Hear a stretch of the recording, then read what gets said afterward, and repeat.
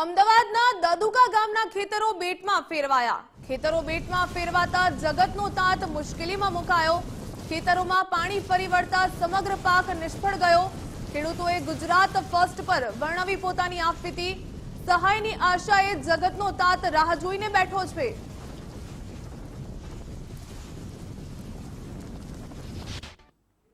ગુજરાતમાં પડેલા ભારે વરસાદે જે ખેડૂતોની સ્થિતિ કરી છે તે ખાસ અમદાવાદ જિલ્લાના સાણંદ તાલુકામાં આવેલા જે ગામ છે તે ગામના પરિસ્થિતિનો તમને ચિતાર બતાવીશ। આ કોઈ બાંધ નથી, આ છે ખેતર અને ખેતરની પાસેથી એક ખેતરમાંથી રોડ પર બીજા ખેતરમાં જાણે નદી વહેતી હોય તેવા દ્રશ્યો અહીં સ્પષ્ટ જોવા મળી રહ્યા છે। ખાસ વરસાદને વિરામ લીધે આજે 3 દિવસ થયા તેમ છતાં વિસ્તારમાં નદી જેવું પાણી વહી રહ્યું છે। એટલે જોઈ શકો છો કે આ ખેડૂતોના ખેતરોની શું સ્થિતિ છે તે સ્પષ્ટ ગુજરાત ફર્સ્ટના રિયાલિટી ચેકમાં જે કેમેરાના દ્રશ્યો છે તે સ્પષ્ટ આ ખેડૂતોનો જે જગતનો તાત છે તે અત્યારે હાલ મુશ્કેલીમાં મુકાયો છે। ડાંગર, કપાસ સહિતના જે પાકો છે તે પાકોના આખા ખેતરોનું ધોવાણ થઈ ગયું છે, જેને પગલે જગતનો તાત અત્યારે હાલ મુશ્કેલીમાં મુકાયો છે। શું કહેશો, જે રીતે વરસાદ વરસ્યો છે, શું સ્થિતિ છે આપના ગામની?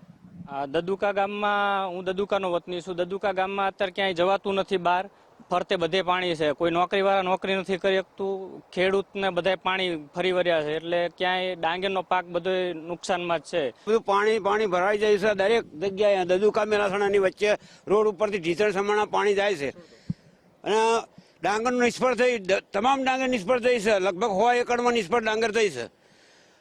આ પરિસ્થિતિ હાવ ખરાબ જ છે। છેલ્લા 4 દિવસથી એક જ ધારું પાણી જાય છે।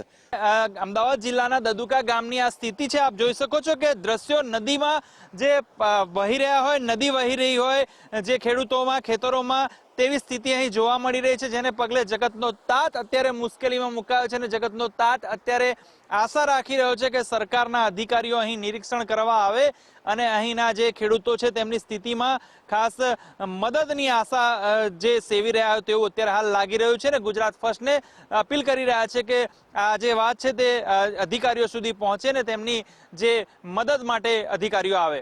કેમેરા પર્સન નરેશ રાજોરા સાથે સચિન કડિયા, ગુજરાત ફર્સ્ટ, અમદાવાદ।